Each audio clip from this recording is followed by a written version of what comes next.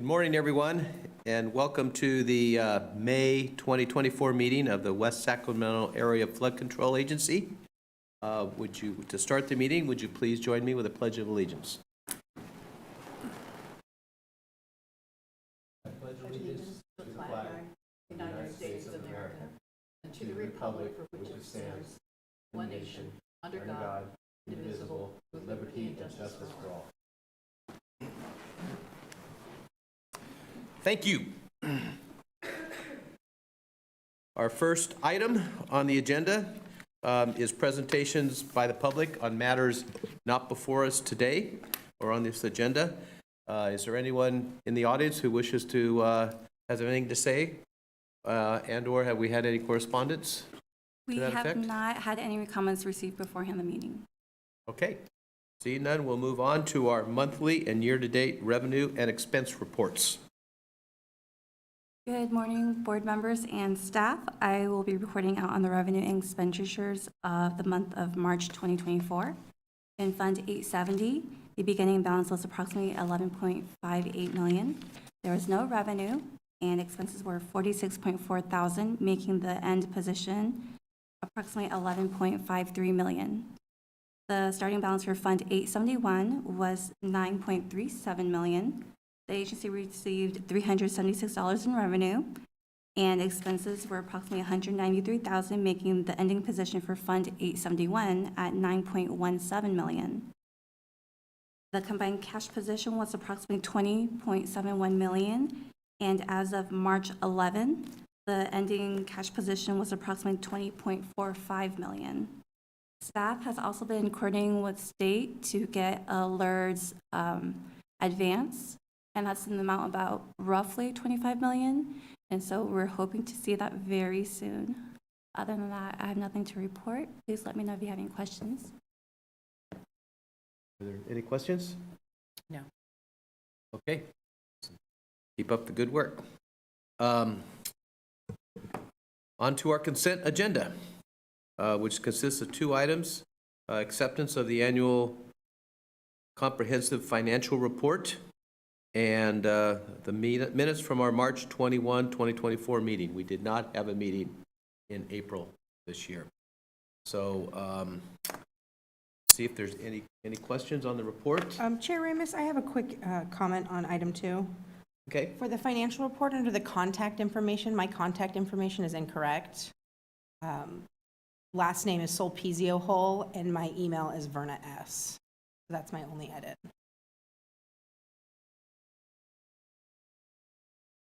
And outside of that, I'm happy to move the consent agenda. Second. Okay. It's been moved and seconded to move the consent agenda as presented. All those in favor? Aye. Aye. Opposed? Hearing none, motion carries. We'll move on to 4A, the Wsafca project updates. Good morning, Chair Ramos and members of the board. A few updates for your consideration today. Then I'm going to pass this over to Greg, who's kind of going to share with you some of the slides that we get from the Army Corps with our leadership team. So in terms of Southport, we're still working on clearing title on a couple pieces of property. We're waiting for DWR to hear if they've approved the legal descriptions for the flowage easements. And we've also coordinated this week with DWR to go out and see the Southport project. They're going to perform a phase 1 assessment to facilitate the conveyance of property rights from Wsafca to the state. So that's just part of our normal administrative duties, and hopefully we get to close that out sometime this year. I'll just leave it open like that. In terms of the floodplain, the site is, if you haven't been out there, the site is still holding water, so there have been no maintenance activities thus far. So we're still in contact with the contractor, and they'll probably mobilize. My guess is it'll be in the beginning of June. In terms of the federal project, we are in construction with Yebel North. There's ongoing coordination with the contractor, the Army Corps of Engineers, with regards to some of the work as the levee degrade has begun. There's a lot of coordination going on right now with PG&E. They are going to have to install a new pump station, and so we're trying to work with the team, the overall team, and PG&E to make sure that it's constructed in a way that we can avoid a Central Valley Flood Protection Board permit. So we'll see if we can able to pull that off. In terms of Sac River North, the district staff is working on 30% design right now for the Reach 3. Reach 3 goes from the Indian Heritage Center down to the Tower Bridge. Let's see, and then in terms of the rest of Sac River North and the North District, the Corps is trying to get a driller under contract to perform some additional explorations in the rivers community and upriver from there, up towards the Weir. So we anticipate that work will probably also take off in June. I'm going to let Greg talk about some of the other projects or the other planning efforts that are going forth. My last comment is we had a very successful Earth Day event with ASA Connor and Congresswoman Matsui. They got a lot of time with the press, although I didn't see a whole lot of film roll when it came to the news. But anyways, it was still a good event. It was really good for Wsafca. And we got mentioned the very next day at a larger event when they were talking about the expansion of the Yolo bypass. So all good news for West Sacramento and the Wsafca project. Thank you.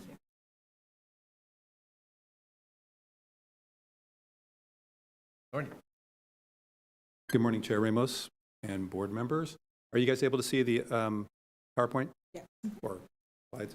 So I don't want to go into a lot of detail, but I thought it would be good to share with this board some of the information that is shared with core leadership relative to the Wsafca project. They do a good job of summarizing the various different elements of our project and providing status updates and such. And so this is something that we can either do on a regular monthly basis or quarterly basis. So after we go through this, I'll look to get some feedback from the board on your interest in this information moving forward.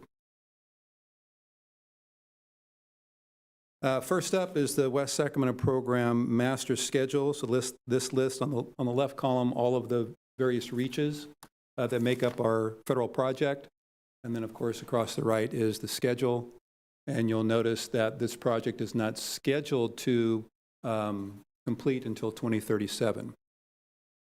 I will mention that, I don't think we put this in the update, but recent legislation, SB 586, was passed as an urgent measure. It was a bill to extend the urban level of protection deadline for both San Joaquin Area Flood Control Agency and Wsafca. So now our new deadline is 2040 to reach the 200-year level of flood protection. So, and one of the reasons why we joined on that bill was because of this schedule. So now we're looking good. I also will say that this schedule is in accordance with the Corps' what they call a master schedule. You'll see at the top header. And that's something that they provide to headquarters. And these are that we have to make these deadlines or we have a lot to account for if we can't do it. So these are the sort of extreme duration. We have every expectation that we're going to come in ahead of each of these milestones. And we'll report out actuals as we, move through the project. Greg, is this schedule used for appropriations? In their It is. Yeah. And the next slide will kind of show Okay. sort of how that works out. Oh, let me back up just real quick. You'll see the different color. The bar has different colors, and there's a key down at the bottom as to, is it design, is it construction, is it real estate acquisition, and so forth. So this funding doesn't quite match what we report out for FY 21, 22, 23. We report on the federal appropriations as a lump sum. The Corps, in turn, then divvies it up by each of their reaches, and but they don't include some administrative costs in there, like signing a PPA, and some other things don't get put into these categories. So if you happen to do the math and go, hey, an FY whatever, or the total funding the Corps received is 103, how come they only say 97.5? That's one of the reasons. So I would look at this slide as this is how much they've allocated to each of the reaches, and not so much does it match the FY, funding to date.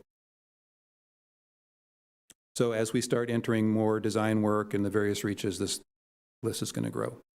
But what is accurate is that it should be FY25 President's budget amount of 52.8 million, billion.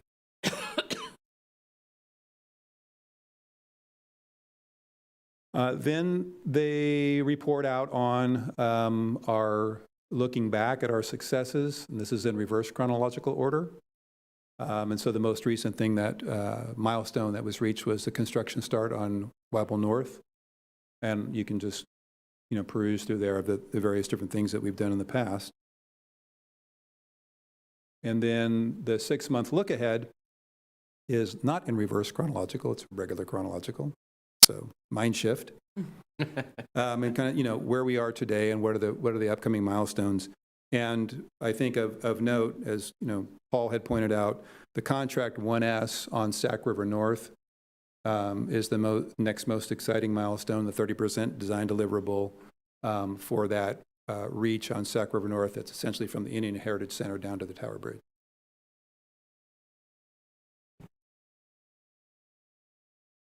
And they use a lot of acronyms, so if you have any questions about like what SQRA is and that type of stuff, let me know.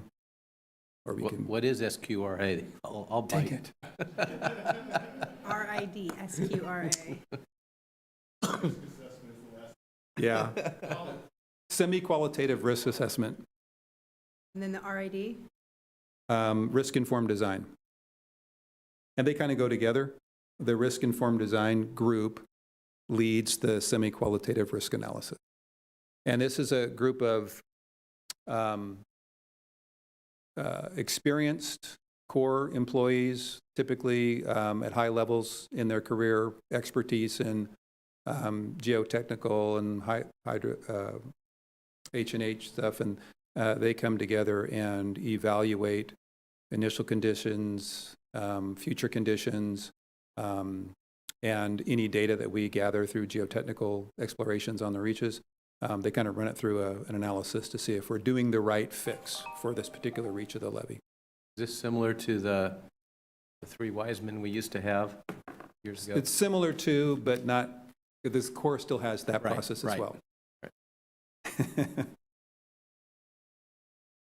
All right, then the Corps provides one slide each for each of the projects under, or reaches under construction or whatever phase they're in. This is Weibel South, and you'll notice everything is in green. It's pretty much wrapped up right now. It's just they're wrapping up the as-built drawings and the O&M manual, and then that project will be closed out.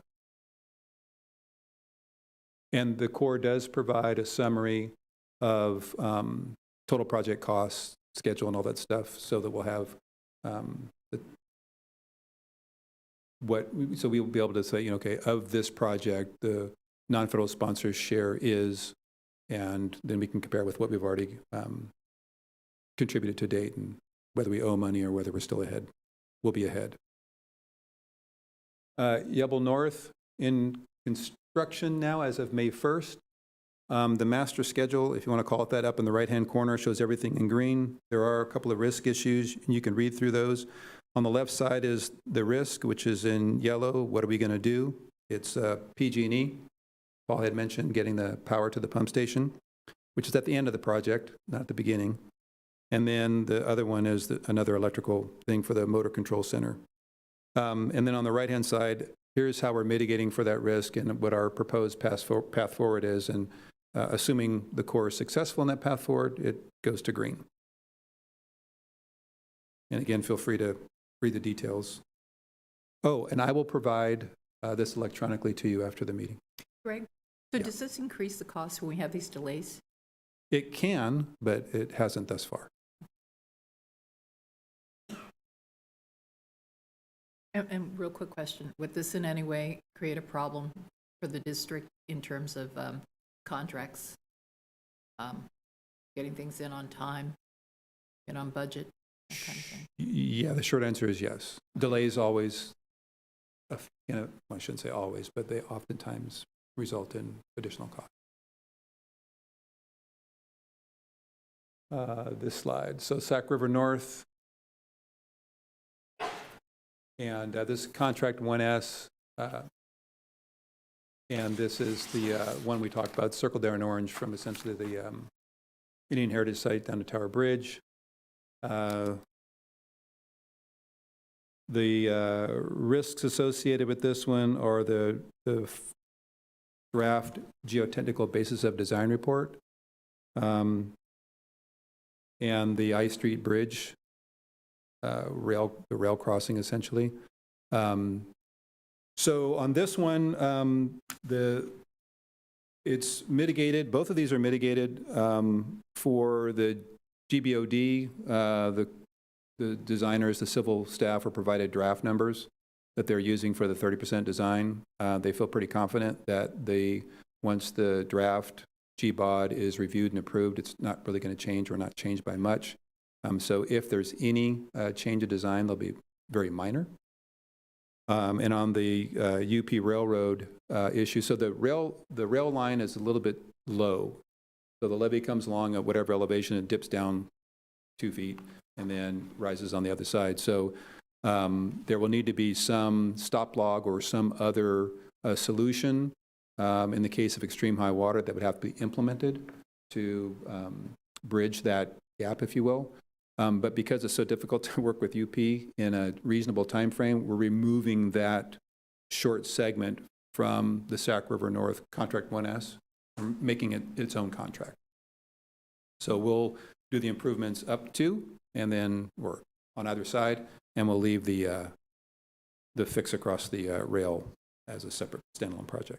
Greg, when you say contracts, these are internal to the Corps? Or Well, these are intended to produce a set of plans that will then be bid and then be constructed as a single contract. Okay. Yeah. There could be outside consultants involved. Yeah, this one's being designed by the Corps. They do have an AE firm, you'll never guess who, that is on call for them to assist as needed. But I'll talk about, there are other reaches that will be contracted out for design. Okay. So contract 2S, circled up there in red, that's all of the remainder of Sac River North minus the project that we completed in the middle, the Rivers project. And that one, as Paul had mentioned, there's been a slight delay in the geotechnical basis of design report as they need to do more drilling out there to get more data. And so they were initially going to proceed with just the recommendations from the GRR, which are planning level, and so would likely produce a set of plans that won't necessarily reflect the data gathered on the ground. So for example, that design would have slurry walls everywhere from stem to stern. But if they delay the start of the design by a month or two, complete the additional geotechnical borings, gather all of that data, do the analyses, then they'll design where slurry walls need to be, how deep they need to be based on the technical data they collect. I do have a question, Greg. Mm-hmm. They've planned sort of an Indian museum out there. Is that in the area that you're speaking of? It's in the area of Contract 1S, and we're coordinating with state lands with their design. And it looks like we're going to be ahead of them. So when we get to the 30% design deliverable, we're going to share that with them and reconvene, and then start looking at ways where our projects can work together. Okay, thank you. Mm-hmm. There may be an opportunity on their site for if we need areas to plant trees or shrubs or whatever to mitigate for some of our impacts. Some of that could be accomplished on their site, for example, which may help with their landscaping and other features that they might otherwise construct, and we may be able to advance that for them. So it might be we're hoping it'll be a win-win. I was going to say, because I know I went to the planning for the Indian Museum, what if we had something like this, and that's one of the big components they had. They wanted to have, open area Mm-hmm. where kids could take field trips, people could enjoy, and that was a big portion of it. Everyone wanted lots of trees, even gardens out there, so, okay. Access, I think, is going to be one of the, not tricky points, but one of the main concerns, because we're going to have a levee, between, their facility and the public. And so, how do we design our project such that it can support getting to and from the Heritage Center, so. Thank you.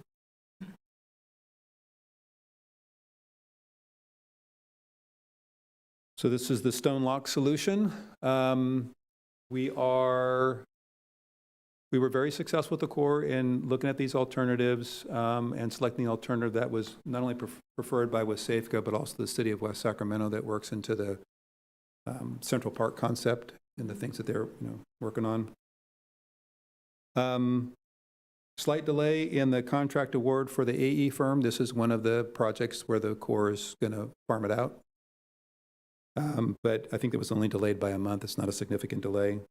And in terms of issues of water quality and fish passage, in case you weren't aware, the operation of the locks, pretty much since they were constructed, they would be, in addition to operating them to move waterborne craft through, they also operated them periodically to flush water from the Sac River down through the port area and down the ship channel, both to pass any fish that, were bumping their heads against the bulkhead, and then for water quality. And so they've not been in operation for, well over a decade, but they leak.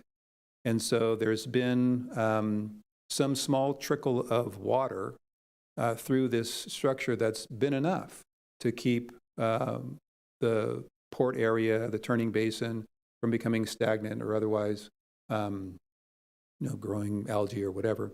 Duckweed. Yeah.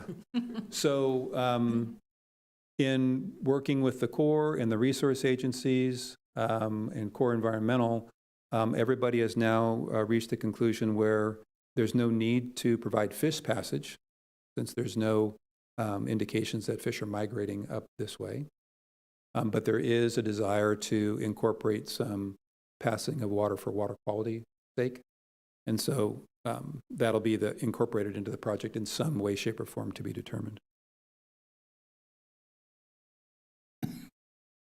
This one, when you look at when design is starting, so the acquisition of the AE firm is in September, but then it jumps all the way, not 30% design, but jumps all the way to the plans and specs complete in January of 2027, which is a really, really long time. And I think that corresponds with the master schedule. I anticipate that's going to change. We're hoping it changes by a couple of years. It just doesn't seem like this small of a solution should take that long, regardless of how complicated, the water quality issues are. So look for a change in that in the coming months. And then back to CERNL contracts 3E and 4E. These are E being erosion. On the 1S and 2S, I think they're seepage and stability, I think, or structural. They're more the physical aspects of the levee. And this is, water site erosion. So a scour and erosion report was completed by the Corps back in March. We're looking at, they're working on conceptual designs. The general locations are noted in the graphic here of where those erosion repair sites may be located. But according to the scour and erosion report, I was kind of stunned when we reviewed it that it presented data on the profiles of the levee embankment from well over a decade ago to present, essentially. And there's been almost or virtually no change in due to scour or erosion. But through modeling, when they predict sort of worst case scenarios, it does show that there could be scour and erosion that could occur in the future. So part of their task is to determine through a risk assessment which areas really should be bolstered and which areas don't really need it. So we'll report, as they learn more and start recommending more, we'll be able to report out. But there's very little to report right now. Greg, that, up on the, I guess it'd be 4E, which is, coming south through the bluffs and the Bridge District. Yeah. And that prism was, the levee prism was determined years ago or whatever. Are we still operating with that prism? And then how does that affect what you'd consider erosion?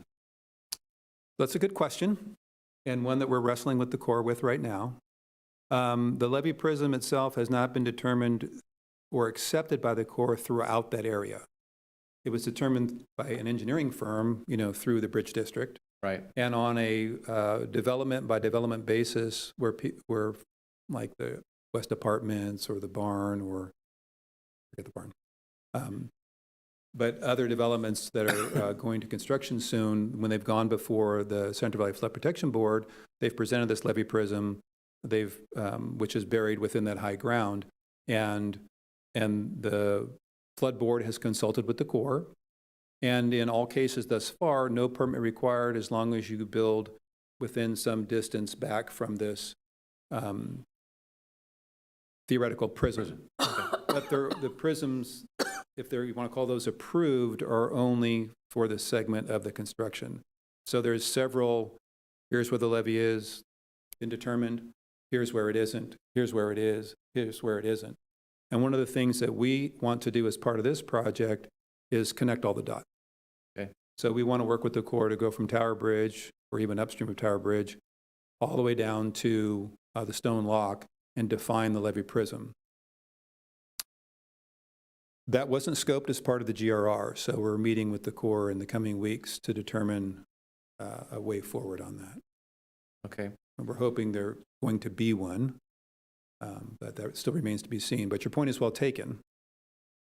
If we don't know where the levee prism is, how do we know whether or not that's a bunch of overburden that's out there that we may not need to address because we're not eating into the actual levee prism from an erosion standpoint? Right. Not only that, but there's a lot of trees and other habitat out there that in order to deal with it from an erosion standpoint or a geometry standpoint, all that would have to be removed. So for right now, there was some work, I think it was the city that did the work, kind of doing an analysis of where this potential prism would be, and that's what's been used for these individual projects, huh? Correct.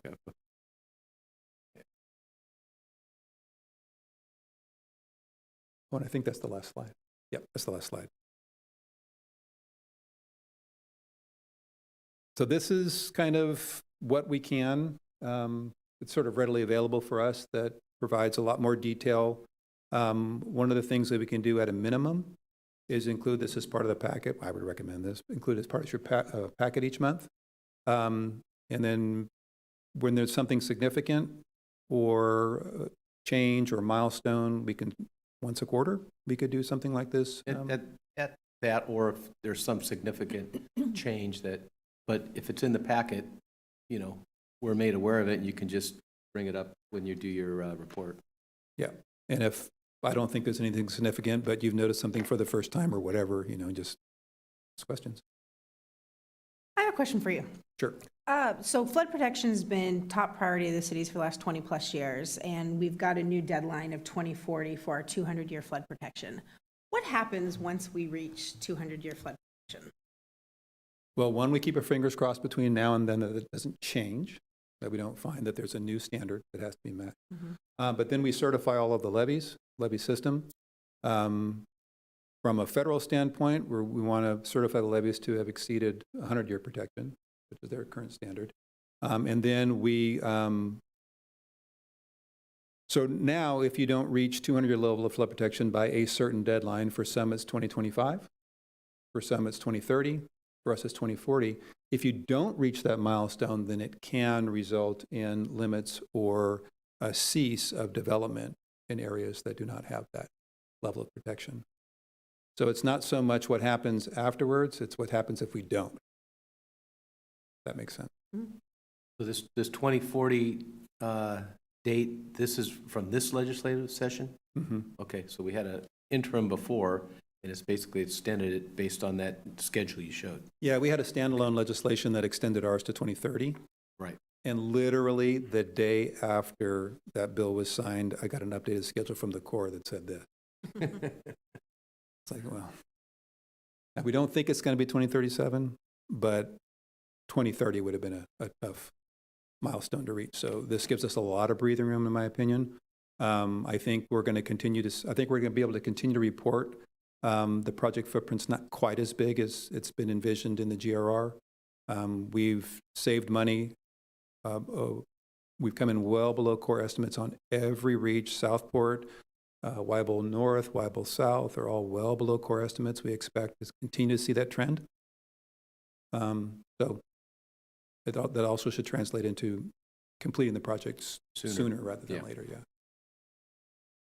And hopefully the appropriations, keep up with the progress. Oh, yeah, and speaking of Yeah. which, the Corps released their work plan, which shows what's recommended in the president's budget, anything that gets plussed up.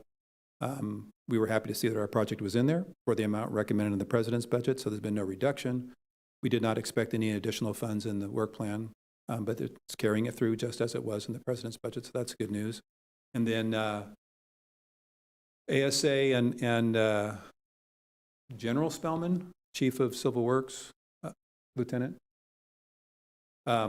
were doing testimony yesterday based on the FY25 appropriations, and got a nice honorable mention by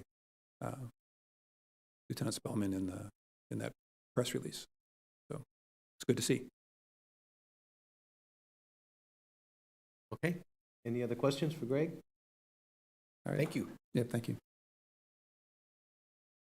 Thank you. On to director's comments.